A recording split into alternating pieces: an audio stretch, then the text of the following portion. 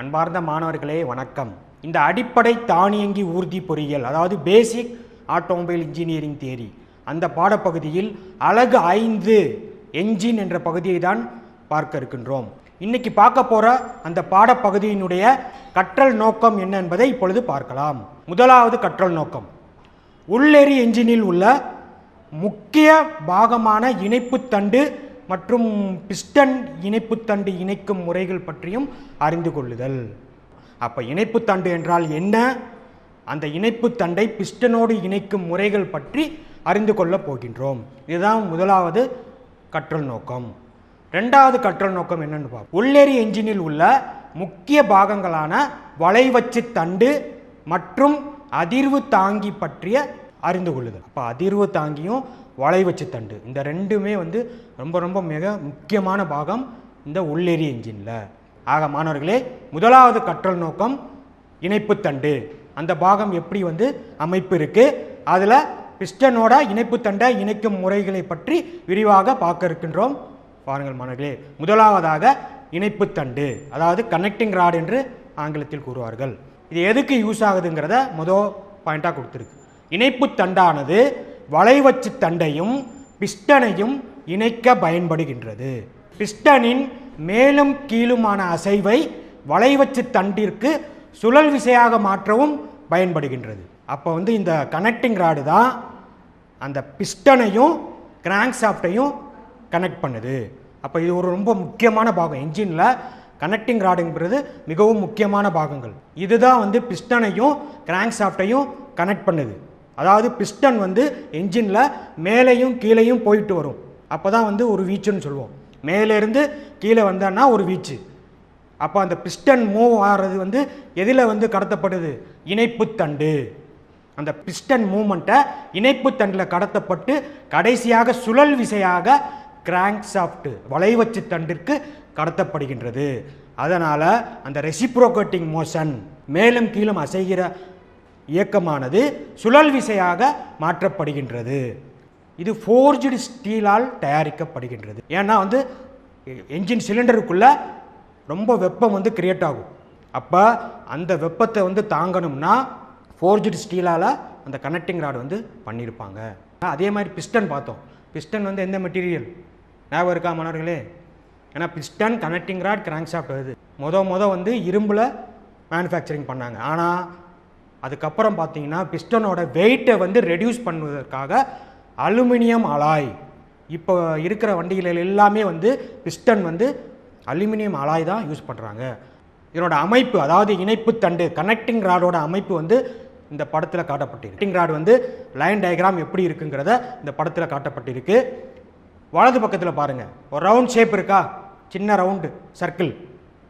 அந்த சர்க்கிள் தான் சிறிய முனைன்னு சொல்லுவோம், கனெக்டிங் ராடோட சிறிய முனை. இடது பக்கத்தில் பாருங்கள், ஒரு பெரிய சர்க்கிள் இருக்கா, பெரிய சர்க்கிள். அது மேலே ஒரு ஷேப் மாதிரி ஃப்ளாஞ்ச் மாதிரி கேப் மாதிரி இருக்குது. அந்த பெரிய சர்க்கிளையும் சின்ன சர்க்கிளையும் ஒரு ஐ பீம் கனெக்ட் ஆகிருக்கு. அப்போ அந்த பெரிய சர்க்கிள் எதுன்னா பெரிய முனைன்னு சொல்லுவோம். அந்த ரெண்டு முனையையும் கனெக்ட் பண்ணுறதுக்கு இந்த ஐ பீம் சென்டரில் இருக்கிறது. அது நிறைய ஷேப், அதாவது depending upon the design of the vehicle. அந்த வெஹிக்கிள் டிசைன் பண்ணுறப்ப என்னென்ன மாடல் இருக்கோ அது மாடலுக்கு தகுந்த மாதிரி எவ்வளோ ஹீட்டு தாங்கணும், அதுக்கு தகுந்த மாதிரி இந்த ஐபீம் டிசைன் மாறும். அப்போ பெரிய முனை கிராங்க் ஷாஃப்டில் இருக்கிற கிராங்க் பின்னோட இணைச்சிருப்பாங்க. சிறிய முனை இணைப்பு தண்ணி, அதாவது கனெக்டிங் ராடோட சிறிய முனை பிஸ்டன் பின், அதாவது அந்த பிஸ்டனில் இருக்கிற அந்த பிஸ்டன் பின்னோட இணைச்சிருப்பாங்க. அப்போ ரெண்டு பின் இருக்குது. கிராங்க் பின் பெரிய முனை, பிஸ்டன் பின் சிறிய முனை. அதோடு அந்த கனெக்டிங் ராட் இணைச்சிருப்பாங்க. இதுதான் அமைப்பு. ரெண்டு முனையிலையும் பியரிங் இருக்கும். கரெக்டாக பியரிங் செட் பண்ணி அதுக்குள்ளே அந்த பின்னை செட் பண்ணியிருப்பாங்க. அப்போ தான் அந்த மூமெண்ட் அசைவு கொடுக்கும். அதாவது பிஸ்டன் மேலும் கீழும் அசையும் போது அந்த மூமெண்ட்டுனால அந்த கிராங்க் ஷாஃப்டை சுழலை செய்யுது. அதனால் பவர் கிராங்க் ஷாஃப்ட்டுக்கு கிடைக்கும். அடுத்த படத்தில் பாருங்கள், இதில் ஒரு முப்பரிமாண படம் இங்கே கொடுக்கப்பட்டிருக்குது, ஆங்கிலத்திலையும் கொடுக்கப்பட்டிருக்கு, தமிழ்லையும் அந்த டயக்ராம் கொடுக்கப்பட்டிருக்கு. வலது பக்கத்தில் பாருங்கள், தமிழில் இருக்கா, சென்டரில் பார்த்தீங்கன்னா என்ன இருக்குது, வலது பக்கத்தில் இருக்கிற படத்தை பாருங்கள். மேலே பார்த்தீங்கன்னா சிறுமுனை, அதாவது கனெக்டிங் ராடோட ஸ்மால் எண்டு, சிறுமுனைன்னு சொல்லுவோம். கீழே பார்த்தீங்கன்னா பெரிய முனை, பெரிய சர்க்கிள் இருக்குல்ல, பெரிய முனைன்னு சொல்லுவோம். அதை உள்ளுக்குள்ளே அந்த சர்க்கிளுக்குள்ளே பேரிங் இருக்கும். கீழே வந்து நட் அண்ட் போல்ட் வச்சு அதை ஃபிட் பண்ணியிருப்பாங்க. அந்த சிறுமுனையும் பெரிய முனையும் இணைப்பதற்கு தான் இந்த இணைக்கும் தண்டு ஐபீம் வந்து யூஸ் ஆகும். அதான் ஐபீம். இதனோட டிசைன் வந்து வெஹிக்கிளோட ஸ்ட்ரென்த்து, அதாவது என்ஜினோட பவரை பொறுத்து அந்த டிசைன் வந்து சேஞ்ச் பண்ணுவாங்க. அதுக்கப்புறம் பார்த்தீங்கன்னா புஷ் இருக்குது, நட்டு போல்ட்டு. இடது பக்கத்தில் பார்த்தீங்கன்னா அந்த ஆங்கிலத்தில் நிறைய கொடுத்துருக்கு பாகங்கள், சின்ன சின்ன இது நட்டு இருக்குது, போல்ட் இருக்குது. அது மேலே வர்ற அந்த கேப் இருக்குது. மேலே பார்த்தீங்கன்னா rod small end, rod bush, அந்த இது தாங்கிறதுக்காக ஒரு புஷ் மாதிரி கொடுத்துருப்பாங்க பியரிங்கை தாங்குவதற்காக. இதுதான் வந்து முப்பரிமாண படம். அடுத்த ஸ்லைடில் பிஸ்டன் மற்றும் இணைப்பு தண்டு, அதாவது பிஸ்டனில் கனெக்டிங் ராட் வந்து எவ்வாறு இணைச்சிருப்பாங்கங்கிறத இந்த ஸ்லைடில் சொல்லப்பட்டிருக்கு. இந்த டயக்ராம் நல்லா பாருங்கள். இதுவும் அதே மாதிரி தான். இடது பக்கத்தில் ஆங்கிலத்தில் கொடுக்கப்பட்டிருக்கு, வலது பக்கத்தில் தமிழில் கொடுத்துருக்கு. அந்த வலது பக்கத்தில் இருக்கிற படத்தை பாருங்கள்.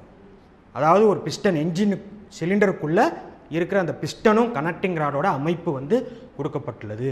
ஏன்னா உங்களுக்கு புரியணும், இது புரிஞ்சாதான் வந்து அந்த சிலிண்டருக்குள்ளே என்ன நடக்குங்கிறத புரியும். எப்படி வந்து கனெக்டிங் ராட் வந்து பிஸ்டனோட இணைச்சிருப்பாங்கங்கிறத டீட்டெயிலாக அங்கே கொடுக்கப்பட்டிருக்கு. மேலே பிஸ்டன் இருக்கா, வலது பக்கத்தில் இருக்கிற படத்தை பாருங்கள். மேலே வந்து பிஸ்டன் மார்க் பண்ணியிருக்கு. அதுதான் வந்து சர்க்குலர் ஷேப்பில் இருக்கும். ரைட்டா? சர்க்குலர் ஷேப்பில் பிஸ்டனில் மேலே இருக்கிற பாகங்கள் வந்து நிறைய போன பகுதியிலேயே பார்த்தோம். பிஸ்டனில் 3 வகை இருக்குது. மேலே வந்து ஃப்ளாட்டாக இருந்துச்சுன்னா தட்டை வடிவ பிஸ்டன். அதே வந்து குவிவு வடிவ பிஸ்டன் இருக்குது, குழிவு வடிவ பிஸ்டன்னு மொத்தம் 3 வகைகளை பார்த்தோம். ஞாபகம் இருக்குன்னு நினைக்கிறேன் மாணவர்களே. ஆக பிஸ்டன் வந்து மேலே இருக்குது. அது கீழே என்ன வரும்?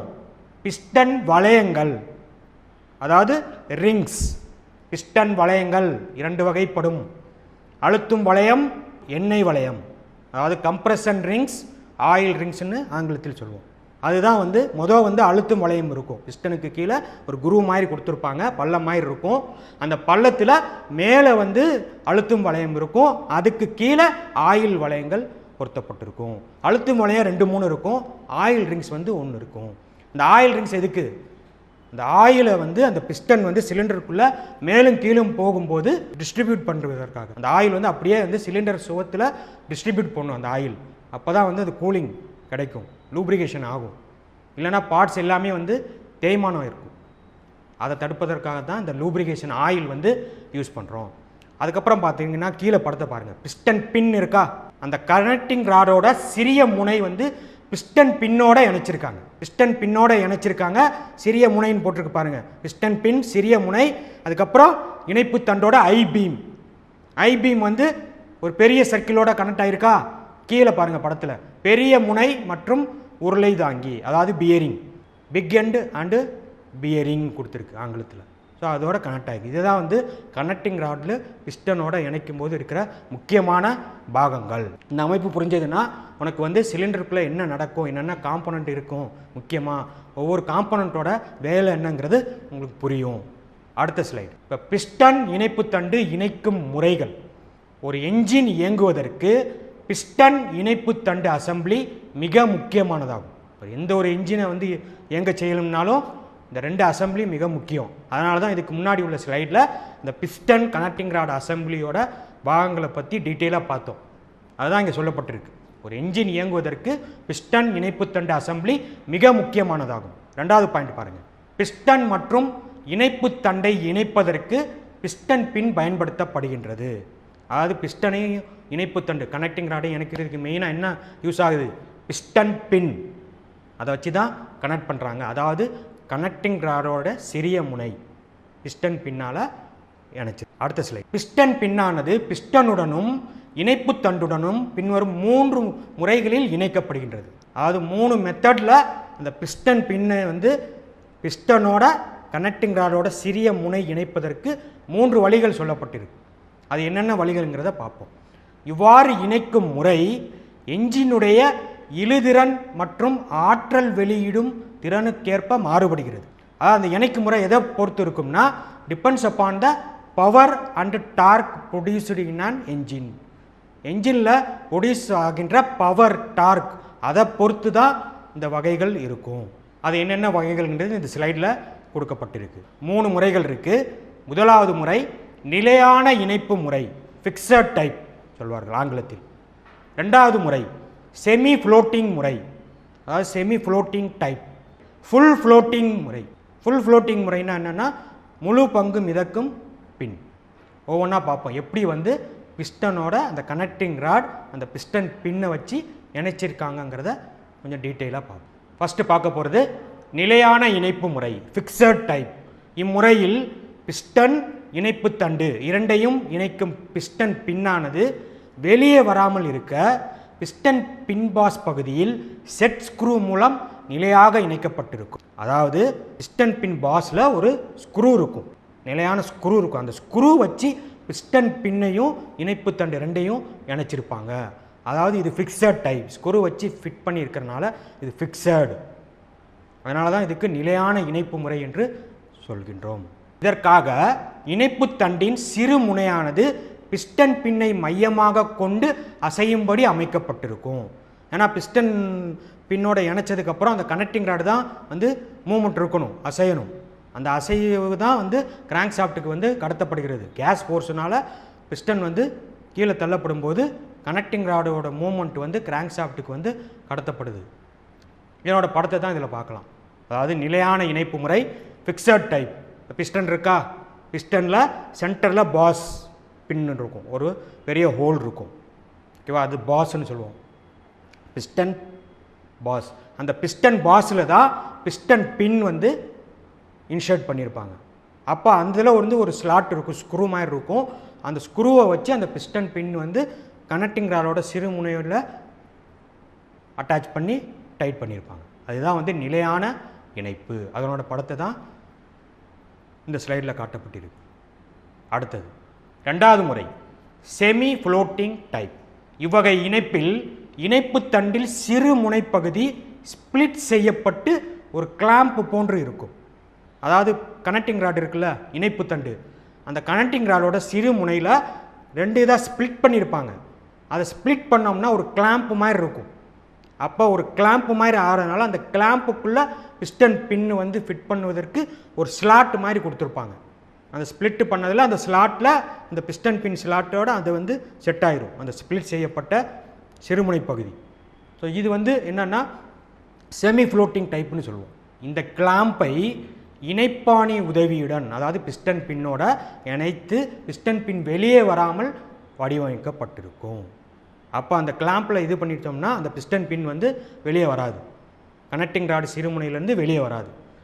பின் வெளியே வராமல் இருப்பதற்கு பின்னின் மையத்தில் ஒரு குரூவ் கொடுக்கப்பட்டிருக்கும். அதாவது பின்னு வெளியே வராமல் இருக்கணும்னா என்ன பண்ணணும், அந்த பின்னில் மையத்தில் பார்த்தீங்கன்னா ஒரு பள்ளம் மாதிரி கொடுத்துருப்பாங்க. அந்த பள்ளத்தில் தான் அந்த ஸ்க்ரூ கிளாம்ப் வந்து செட் ஆகி சீட் ஆயிரும், கிளாம்ப் மாதிரி ஆயிரும், ரைட்டாக கரெக்டாக உட்காந்துக்கிறோம். அதுக்கப்புறம் வெளியே வராது. சென்டர் ஆஃப் தி பிஸ்டன் பின்னில் prevent the pins not to come out from the clamp. பின்னின் இரு முனைகளும் பிஸ்டன் பின் பாஸில் பேரிங் உதவியுடன் இணைத்து அசையும் வகையில் வடிவமைக்கப்பட்டிருக்கும். அதாவது பின் இருக்குல்ல, பிஸ்டன் பின்னு, அதில் 2 முனையிலும் பிஸ்டன் பின் பாஸில் பார்த்தீங்கன்னா பேரிங் இருக்கும். அந்த பேரிங் உதவியுடன் வந்து அந்த கனெக்டிங் ராட் வந்து அசைகிற மாதிரி செட் பண்ணியிருப்பாங்க. அதனால் இது செமி ஃப்ளோட்டிங் முறை என்று சொல்கிறோம். செமி ஃப்ளோட்டிங் முறையில் இருக்கிற படத்தை பாருங்கள். பிஸ்டன் இருக்கா, பிஸ்டன் பாக சென்டரில் வந்து பிஸ்டன் பின் இருக்குது. அந்த பிஸ்டன் பின் வந்து ஒரு பள்ளம் குரூ மாதிரி கொடுத்துருக்கு அந்த பாஸில். அதில் வந்து அந்த ஸ்லாட் வந்து கிளாம்ப் மாதிரி இதில் ஃபிட் பண்ணியிருப்பாங்க. அதாவது கனெக்டிங் ராடோட சிறுமுனை. வலது பக்கம் இருக்கிற ஒரு படத்தை பாருங்கள், அசம்பிளி எப்படி இருக்குது. அந்த கனெக்டிங் ராடோட சிறுமுனை இந்த டேஷ் லைன் போட்டிருக்கு. இந்த டேஷ் தான் பிஸ்டன் பின். அந்த பிஸ்டன் பின் தான் கனெக்டிங் ராடோட அந்த ஹோல்ஸில் போய் செட் ஆகிருக்கு. அந்த 2 எண்டுலேயும் வந்து பியரிங் இருக்கும். அப்போ தான் வந்து ஃப்ரீயாக வந்து அந்த கனெக்டிங் ராடு எண்டு சிறுமுனை வந்து ஆடும், அசைவு இருக்கும். அப்போ அதை வச்சு போல்ட் வச்சு அந்த கிளாம்ப் வந்து இது பண்ணியிருப்பாங்க. அரை பங்கு மிதக்கும் பின். இதனோட படத்தை தான் இதில் தெளிவாக காட்டப்பட்டிருக்கு. 3வது வகை ஃபுல் ஃப்ளோட்டிங் முறை.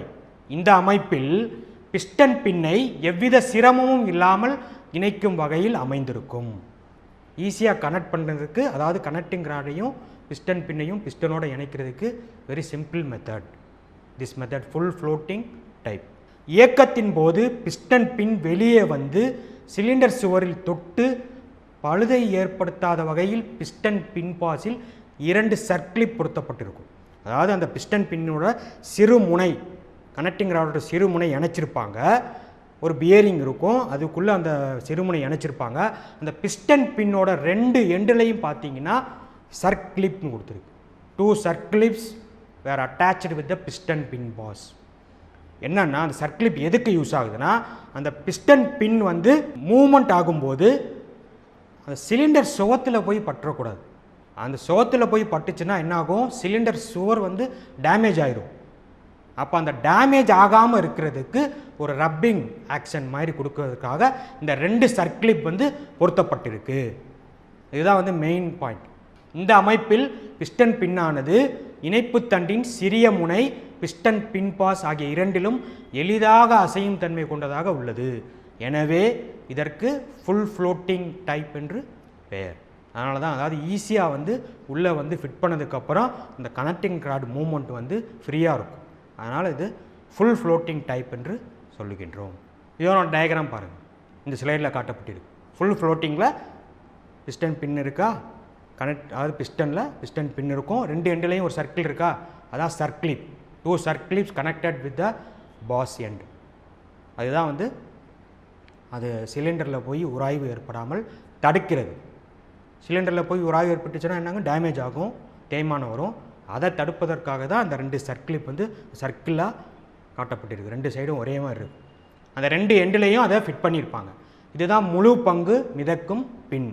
இந்த ஃபுல் ஃப்ளோட்டிங் டைப் தான் நிறைய மாடலில் கனெக்டிங் ராடு வந்து பிஸ்டனோட இணைக்கிறதுக்காக யூஸ் பண்ணுவாங்க. இதனோட டயக்ராம் தான் வந்து தெளிவாக காட்டப்பட்டிருக்கு. அதாவது ஃபுல் ஃப்ளோட்டிங் முறையில் அந்த பாகங்கள் என்னென்ன இருக்குங்கிறத காட்டப்பட்டிருக்கு. சர்க்கிளிப்புங்கிறது 2 இருக்கா, படத்தை பாருங்கள். மேலேயும் சர்க்கிளிப் இருக்கும், கீழேயும் சர்க்கிளிப் இருக்கும். அதுக்கு இன்பிட்வீனில் பிஸ்டன் பின்னு, ஒரு பியரிங்கு, அதுக்கப்புறம் இணைப்பு தண்டினுடைய சிறுமுனை. அப்போ அந்த 5 பாகம் கொடுக்கப்பட்டிருக்கு. கீழே இருக்கிற படத்தை பாருங்கள், பிளாக் கலரில் ஒன்று கொடுத்துருக்கா, பிளாக் கலரில் 2 பாகம் கொடுத்துருக்கு. அதுதான் வந்து பிஸ்டன் பின். சரியா? பிஸ்டனோட பாஸில் கனெக்டிங் ராடோட சிறுமுனை இணைப்பதற்கு 5 பாகங்கள். சர்க்கிளிப், 2 சர்க்கிளிப்பு, ஒரு பிஸ்டன் பின், ஒரு பேரிங்கு, ஒரு இணைப்பு தண்டோட சிறுமுனை, அதில் ஒரு பேரிங், அதை செட் பண்ணிவிட்டு பிஸ்டன் பின்னை ஃபிட் பண்ணிவிட்டு அதுக்கப்புறம் 2 எண்டுலேயும் அந்த சர்க்கிளிப் வந்து அட்டாச் பண்ணியிருப்பாங்க. இதுதான் வந்து ஃபுல் ஃப்ளோட்டிங் முறையோட படம். அதுக்கப்புறம் பாருங்கள், பிஸ்டன் இணைப்பாணி இணைக்கும் முறைகளை வந்து மொத்தமாக இங்கே காட்டியிருக்கேன். 3 படத்தையும் ஒன்றா இந்த ஸ்லைடில் பார்க்கலாம். இப்போ தான் உங்களுக்கு டிஃபரன்ஸ் தெரியும். நிலையான இணைப்பு, அரை பங்கு மிதக்கும் பின், முழு பங்கு மிதக்கும் பின். அப்போ அந்த 3 படத்தையும் பாருங்கள், எப்படி வந்து ஸ்க்ரூ வச்சு செட் பண்ணியிருக்காங்க. 2வது இதில் வந்து ஒரு கிளாம்ப் மாதிரி ஃபிட் பண்ணி ஒரு பியரிங் இருக்கும், அந்த பியரிங்கில் அந்த கிளாம்ப் மாதிரி ஃபிட் பண்ணிவிட்டு பிஸ்டன் பின் பாஸில் ஒரு ஸ்லாட் மாதிரி கொடுத்துருப்பாங்க, அதை அணைச்சிருப்பாங்க. 3வதுல 2 சர்க்கிளிப் கொடுத்து ஈஸியாக மூவ் ஆகிற மாதிரி ஃபிட் பண்ணியிருப்பாங்க. அப்போது பிஸ்டனும் பிஸ்டன் பின்னையும் இணைக்கும் முறைகள் பற்றி தெளிவாக பார்த்தோம். அப்போ இதுதான் வந்து முதலாவது கற்றல் நோக்கம். இப்போ பார்க்க இருக்கிற பொழுது 2வது கற்றல் நோக்கம். இந்த கற்றல் நோக்கத்தில் 2 முக்கிய பாகங்கள் பார்க்க இருக்கின்றோம். 1வது பாகம் வந்து வளைவச்சு தண்டு, அதாவது கிராங்க் ஷாஃப்ட்னு சொல்லுவாங்க ஆங்கிலத்தில். 2வது பாகம் வந்து வைப்ரேஷன் டேம்பர், அதாவது அதிர்வு தாங்கி என்று தமிழில் சொல்லுவோம். அப்போ அதிர்வு தாங்கியும் வளைவச்சு தண்டு, இந்த 2மே வந்து ரொம்ப ரொம்ப மிக முக்கியமான பாகம் இந்த உள்ளெரி என்ஜினில். அப்போ ஒன்றா பார்ப்போம். முதலாவது பார்க்க இருக்கிறது வளைவச்சு தண்டு, கிராங்க் ஷாஃப்ட் என்று ஆங்கிலத்தில் சொல்வோம். என்ஜினின் சக்தியினை சேமித்து டிரான்ஸ்மிஷன் அமைப்பிற்கு சக்தி மாற்றம் செய்ய உதவும் முக்கிய பாகம் வளைவச்சு தண்டு ஆகும். அதாவது என்ஜினில் உருவாகிற பவர் வந்து, அதாவது அந்த ரெசிப்ரோகேட்டிங் மோஷன் சொல்லுவோம். பிஸ்டன் மூலமாக இந்த reciprocating motion converted into rotary motion, சுழலும் விசையாக எதில் மாற்றுதுன்னா இந்த கிராங்க் ஷாஃப்ட் மூலமாக மாற்றப்படுது. அந்த ரெசிப்ரோகேட்டிங் மூமெண்ட்டை சுழல் விசையாக மாற்றுறதுக்கு தான் இந்த வளைவச்சு தண்டு வந்து யூஸ் ஆகுது. ஸோ இது வந்து மிக முக்கியமான பாகம். ஏன்னா பவர் ப்ரொடியூஸ் ஆகிறது எல்லாமே வந்து இந்த கிராங்க் ஷாஃப்ட்டுக்கு தான் டிரான்ஸ்மிட் ஆகும். என்ஜினில் ப்ரொடியூஸ் ஆகிற பவரெல்லாம் ஃபைனலாக கிராங்க் ஷாஃப்ட்டுக்கு டிரான்ஸ்மிட் ஆகி கிராங்க் ஷாஃப்ட்லேருந்து பல பகுதிகளுக்கு வந்து பவர் சக்தியானது திருப்பி அனுப்பப்படுகிறது. வந்து கிராங்க் ஷாஃப்ட்லேருந்து கிளச்சு ஷாஃப்ட்டுக்கு போகும் அந்த பவர். கிளச்சு ஷாஃப்ட்லேருந்து டிரான்ஸ்மிஷன் நிறைய பாகங்களுக்கு ஃபைனலாக வந்து வீலுக்கு பவர் வந்து டிரான்ஸ்மிட் ஆகும். அப்போ அந்த கிராங்க் ஷாஃப்ட்டை வச்சு அந்த ரொட்டேஷனில் வச்சு நிறைய பாகங்கள் இயங்குது. கிராங்க் ஷாஃப்ட்டை வச்சு கேம் ஷாஃப்ட்டுங்கிற ஷாஃப்ட் இயங்கும். அந்த கிராங்க் ஷாஃப்ட்டில் வச்சு அதாவது கூலிங் சிஸ்டத்தில் ஃபேன் இருக்குது, பம்ப் இருக்குது, வாட்டர் பம்ப். இதை ரெண்டுமே இயங்கணும்னா எது மூலமானா இந்த கிராங்க் ஷாஃப்ட் மூலமாக தான் இயங்கும். அதில் அந்த புள்ளி வந்து கிராங்க் ஷாஃப்ட்டோட ஒரு புள்ளி வந்து இணைச்சிருப்பாங்க. அந்த புள்ளி மூலமாக தான் அந்த ஃபேன் கூலிங் சிஸ்டத்தில் ஃபேன் அண்டு வாட்டர் பம்பு வந்து இயங்கும். இணைப்பு தண்டின் உதவியுடன் வளைவச்சு தண்டு பிஸ்டன் தொகுப்பில் நேர்கோட்டு அசைவினை சுழலும் சக்தியாக மாற்றுகின்றது. இது வார்ப்பு இரும்பினால் செய்யப்பட்டதாகும், அதாவது கேஸ்ட் ஸ்டீல்னு சொல்லுவோம். அப்போ அந்த இணைக்கும் தண்டு இருக்குல்ல, இணைக்கும் தண்டோட பெரிய முனை வந்து இந்த கிராங்க் ஷாஃப்ட்டோட இருக்கிற கிராங்க் பின்னோட அட்டாச் பண்ணியிருப்பாங்க. அப்போ அந்த மூமெண்ட்டு வந்து பிஸ்டன் வந்து மேலேயும் கீழேயும் அசையும் போது கனெக்டிங் ராடு வந்து அதுக்கு தகுந்த மாதிரி அசைவை கொடுத்து அதன் மூலமாக வந்து கிராங்க் ஷாஃப்ட்டை வந்து சுழலும் சக்தியாக மாற்றுது. வளைவச்சு தண்டு எப்படி இருக்குங்கிறத இந்த படத்தில் தெளிவாக காட்டப்பட்டிருக்கு. அதாவது ஒரு முப்பரிமாண படம், 2 சைட்லேயும் இருக்கா. வலது பக்கத்தில் பாருங்கள், ஒரு சக்கரம் மாதிரி இருக்கா, அது வந்து ஃப்ளைவீல்னு சொல்லுவோம். ஃப்ளைவீல் அதாவது ரியரில், கிராங்க் ஷாஃப்ட் ரியரில் ஒரு சக்கரம் மாதிரி இருக்குது, அது வந்து ஃப்ளைவீல்னு சொல்லுவோம். இடது பக்கத்தில் பாருங்கள், ஒரு சர்க்கிள் மாதிரி இருக்கும், ரைட்டுங்களா. அது எதுன்னா புள்ளியோட ஷாஃப்ட் வந்து இணைக்கிறதுக்காக ஒரு இது கொடுத்துருப்பாங்க, ஒரு பல், ஒரு வீல் மாதிரி, அதாவது கியர்னு சொல்லுவோம். அதுக்கப்புறம் இணைப்பட்ட இதில் தான் இந்த கிராங்க் ஷாஃப்ட்டோட main point, main bearing, web, throw, crank pin, இது எல்லாமே இருக்கும். இதுதான் வந்து முப்பரிமாண படம். இந்த அடுத்த ஸ்லைடில் பாகத்தோட டீட்டெயிலாக கொடுத்துருக்கு. வளைவச்சு தண்டுடைய பாகங்கள் வந்து தெளிவாக காட்டப்பட்டிருக்கு. என்னென்ன பாகங்கள் இருக்குது? முன் முதன்மை உருளை தாங்கி முனை, அதாவது ஜேர்னல் பேரிங் சொல்லுவோம். மெயின் ஜேர்னல் பேரிங் 2 எண்டுலேயும் இருக்கும், ஃப்ரண்ட் எண்டுலேயும் இருக்கும், ரியர் எண்டுலேயும் இருக்கும். அந்த ஃப்ரண்ட் எண்டில் புள்ளியோட ஷாஃப்ட் வந்து இணைச்சிருப்பாங்க, ரியர் எண்டில் ஃப்ளைவீல் வந்து இணைச்சிருப்பாங்க. இன் பிட்வீனில் அந்த கிராங்க் ஷாஃப்ட் இருக்கும். அப்போ அந்த கிராங்க் ஷாஃப்ட்டில் கீழே பாருங்கள் த்ரோன்னு இருக்கா, டயக்ராமில் கீழே பாருங்கள் 2 காம்பனண்ட் நேம் கொடுத்துருக்கு. த்ரோ அதாவது முன்னாடி இருக்கிற அந்த 2ஐயும் பார்த்தோம்னா த்ரோ, அதுக்கப்புறம் பிரிஞ்சிருக்கு பார்த்தீங்களா ஷேப், அது வந்து வெப்புன்னு சொல்லுவோம். அந்த டெக்னிக்கல் டேர்ம்ஸ், கிராங்க் ஷாஃப்ட்டில் இருக்கிற அந்த டெக்னிக்கல் டேர்ம்ஸ் வந்து த்ரோ வெப்புன்னு சொல்லுவோம். அதை வச்சு தான் அதை டிசைன் பண்ணுவாங்க. அதுக்கப்புறம் அந்த ஒவ்வொன்றும் கிராங்க் ஷாஃப்ட் இருக்க ஒரு பாகம் அந்த கிராங்க் பின்னோட இணைச்சிருப்பாங்க. அந்த கிராங்க் பின் வந்து சென்டரில் இருக்குது. அந்த கிராங்க் பின்னோட தான் கனெக்டிங் ராடோட பிக் எண்ட் இணைச்சிருப்பாங்க. கனெக்டிங் ராடோட பிக் எண்ட் வந்து இந்த கிராங்க் பின்னோட இணைப்பதற்காக பயன்படுகின்றது. அந்த கிராங்க் பின்னில் ஹோல்ஸ் இருக்கும். அந்த ஹோல்ஸ் வழியாக லூப்ரிகேஷன் ஆயில் வந்து சர்க்குலேட் ஆகி கனெக்டிங் ராடோட big end and small end பியரிங்க்கு வந்து பாஸ் ஆகும். அதனால் அந்த ஹோல்ஸ் வந்து அந்த இதில் எல்லா பின்லையும் 2 ஹோல்ஸ் வந்து செட் பண்ணியிருப்பாங்க. அந்த ஹோல்ஸ் வழியாக, அதாவது கிராங்க் ஷாஃப்ட் வந்து கிராங்க் கேஸுக்கு கீழே இருக்கும். கிராங்க் கேஸுக்கு மூலமாக ஆயில் வந்து பம்ப் பண்ணி அந்த ஹோல்ஸ் வழியாக போய் கனெக்டிங் ராடுக்கு போகும். அதுக்காக அந்த கிராங்க் பின்னில் ஹோல்ஸ் கொடுத்துருப்பாங்க. அதுக்கப்புறம் பார்த்தீங்கன்னா அந்த கிராங்க் ஷாஃப்ட்டை பேலன்ஸ் பண்ணணும் வெயிட்டை. அந்த வெயிட்டை பேலன்ஸ் பண்ணுவதற்காக ஒரு கவுண்டர் வெயிட் மாதிரி 2 எண்டுலையும் கொடுத்துருப்பாங்க. அப்போ தான் வந்து அது பேலன்ஸ் ஆகும். பேலன்ஸ் ஆகலைன்னா டேமேஜ் ஆக வாய்ப்பு இருக்குது கிராங்க் ஷாஃப்ட். அப்போ அதை பேலன்ஸ் பண்ணுவதற்காக ரன் ஆகிட்டு இருக்கும்போது பேலன்ஸ் பண்ணால் தான் வந்து வைப்ரேஷன் இல்லாமல் இருக்கும். அதுக்காக அந்த வந்து கவுண்டர் வெயிட் வந்து அந்த 2 எண்டுலையும், கவுண்டர் வெயிட் எங்கே இருக்குது பாருங்கள், இடது பக்கமும் வலது பக்கமும் பாருங்கள், ஒரு பிளாக் கலரில் ஒரு வெயிட் மாதிரி கொடுத்துருப்பாங்க. அதுதான் கவுண்டர் வெயிட். 2 சைட்லேயும் போட்டுருப்பாங்க, ரைட்டா. சென்டரில் பார்த்தீங்கன்னா கனெக்டிங் ராட் ஜேர்னல், அதில் தான் பேரிங், அந்த பின்னில் தான் த்ரோ வெப்பு கீழே கொடுக்கப்பட்டிருக்கு. அதில் intermediate main bearing journal, rear end main bearing journal, front end bearing ஜேர்னல்னு தெளிவாக காட்டப்பட்டிருக்கு. லாஸ்ட் 3வது பாகம் பார்க்க இருக்கிறது அதிர்வு தாங்கி, அதாவது வைப்ரேஷன் டேம்பர்னு சொல்லுவோம். எரியும் அறையில் எரிபொருள் எரிக்கப்படும் போது ஏற்படும் அதிர்வுகளுடன் கூடிய சக்தி வளைவச்சு தண்டிற்கு மாற்றப்பட்டு அதனை சுழலச் செய்கிறது. இது தெரியும் எல்லாருக்கும். பவர் வந்து ப்ரொடியூஸ் ஆகுது உள்ளே இருக்கிற சிலிண்டரில், அதனால் வந்து அந்த டார்சனல் வைப்ரேஷன் கிரியேட் ஆகும். அந்த வைப்ரேஷன் வந்து கிராங்க் ஷாஃப்ட்டுக்கு வந்து டிரான்ஸ்மிட் ஆகுது. ஓகேவா. ரெண்டாவது பாயிண்ட் பாருங்கள், தொடர்ந்து ஆற்றல் மாற்றப்படும் பொழுது ஆற்றல் உருவாவதால் ஏற்படும் அதிர்வுகள் அதிகரித்து கொண்டே செல்கின்றன. ஏன்னா ரன் ஆகிட்டே இருக்கும், கண்டினியூஸாக ரன் ஆகிட்டு இருக்கும் பொழுது பவர் ப்ரொடியூஸ் ஆகிட்டே இருக்கும். அப்போ அந்த அதிர்வு டார்சனல் வைப்ரேஷன்லாம் எதுக்கு போகும்? கிராங்க் ஷாஃப்ட்டுக்கு தான் போகும். இப்படி அதிர்வு வந்து கண்ட்ரோல் பண்ணலைன்னா என்ன ஆகும்? கிராங்க் ஷாஃப்ட் வந்து டேமேஜ் ஆக வாய்ப்பு இருக்குது. ஸோ அதனால் அந்த டேமேஜ் ஆகாமல் இருக்கிறதுக்கு கிராங்க் ஷாஃப்ட்டோட ஃப்ரண்ட் எண்டில் இந்த வைப்ரேஷன் டேம்பருங்கிற காம்பனண்ட்டை அட்டாச் பண்ணியிருப்பாங்க. இதனால் இயக்கத்தின் போது ஏற்படும் மிகையான அதிர்வுகளை குறைத்து வளைவச்சு தண்டு சீரான வேகத்தில் இயங்க வைப்ரேஷன் டேம்பர் பயன்படுகின்றது. அப்போ கண்டினியூஸாக இயங்கிக்கிட்டு இருக்கும் பொழுது டார்சனல் வைப்ரேஷன் கிராங்க் ஷாஃப்ட்டுக்கு டிரான்ஸ்மிட் ஆகிட்டு இருக்கும். அப்போ அதை ரெடியூஸ் பண்ணுவதற்காக இந்த வைப்ரேஷன் டேம்பர் வந்து யூஸ் ஆகுது. அடுத்த பாயிண்ட் பாருங்கள், வைப்ரேஷன் டேம்பருடன் ஃபேன் பெல்ட்டை இணைப்பதற்கு தகுந்த புள்ளி அமைக்கப்பட்டிருக்கும். அந்த டேம்பரோடு சேர்த்துன்னா அந்த ஃபேன் பெல்ட்டு இணைக்கிறதுக்காக ஒரு புள்ளி மாதிரி கொடுத்துருப்பாங்க. அது ரெண்டும் வந்து அசம்பிள் பண்ணி கிராங்க் ஷாஃப்ட்டோடு இணைச்சிருப்பாங்க. அந்த புள்ளி எதுக்கு யூஸ் ஆகுது? ஃபேனை ரன் பண்ணுவதற்காக. இந்த ஸ்லைடை பாருங்கள், அதான் இந்த டேம்பரோட பிரிக்கப்பட்ட பாகங்கள் வந்து காட்டப்பட்டிருக்கு. அடுத்த ஸ்லைடில் பாகங்கள் வந்து டீட்டெயிலாக காட்டப்பட்டிருக்கு. இதை பார்ப்போம். சின்ன என்னென்ன காம்பனன்ட் சொல்லிடுறேன். சென்டரில் பார்த்தீங்கன்னா கிராங்க் ஷாஃப்ட் இருக்கும். கிராங்க் ஷாஃப்ட்டில் மேலே வந்து 2 பாகம், அதாவது எதுன்னா கீழே பாருங்கள் விசிறி கப்பின்னு இருக்கா புள்ளி, அதுக்கப்புறம் டேம்பர் ஃப்ளைவீல்னு இருக்கும். விசிறி கப்பி கீழே பாருங்கள் படத்தில் விசிறி கப்பின்னு ஒரு சர்க்குலர் ஷேப் இருக்கும். அதுக்கு பக்கத்தில் இன்னொரு ஆரமார் கீழே பாருங்கள் டேம்பர் ஃப்ளைவீல்.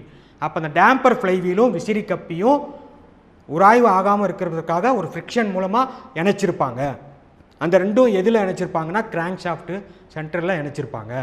அந்த கிராங்க் ஷாஃப்ட்டில் இணைக்கும் பொழுது கிராங்க் ஷாஃப்ட்டோடு இணைக்கும் பொழுது அந்த கசிவு நீக்கி சிலிவ், ரப்பர் கோன், சுருள், ஸ்ப்ரிங்ஸ், தாங்கு பலகை, சின்ன சின்ன பாகங்கள் வந்து யூஸ் ஆகுது. அது மூலமாக இணைச்சி அந்த டார்சனல் வைப்ரேஷன் கிராங்க் ஷாஃப்ட்டில் ப்ரொடியூஸ் பண்ணுற டார்சனல் வைப்ரேஷனை வந்து அந்த டேம்பர் ஃப்ளைவீல் வந்து அப்சார்வ் பண்ணிக்கிறோம். அதனால் வந்து வைப்ரேஷன் வந்து ஆட்டோமேட்டிக்காக ரெடியூஸ் ஆகி பேலன்ஸாக இருக்கும். ஒவ்வொரு தடவையும் பவர் ப்ரொடியூஸ் ஆகும்போதும் அதிகமாக இருக்கும், அதுக்கப்புறம் மறுபடியும் குறைஞ்சிரும். அப்போ அதை பேலன்ஸ் பண்ணுவதற்காக அந்த டார்சனல் வைப்ரேஷனை ரெடியூஸ் பண்ணுவதற்காக இந்த வைப்ரேஷன் டேம்பர் வந்து யூஸ் ஆகுது. இன்றைக்கி பார்த்த இந்த பகுதியினுடைய கற்றல் நோக்கம் வந்து நன்றாக புரிந்திருக்கும் என்று நினைக்கின்றேன். மீண்டும் அடுத்த பகுதியில் சந்திப்போம். நன்றி.